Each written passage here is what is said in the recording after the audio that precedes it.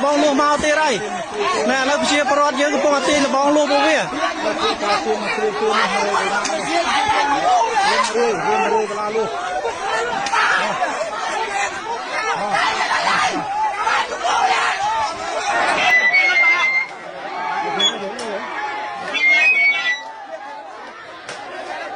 เราจำเป็นต้องใช้แก๊สน้ำตานะครับเท่านั้นยังเหลือไว้ไว้ไว้ไว้ใจเข้าลองเข้า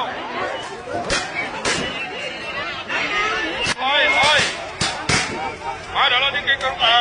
คนตามฉบับเริ่มมาทางรถคนใช้แก๊สใช้แก๊สใช้แก๊ส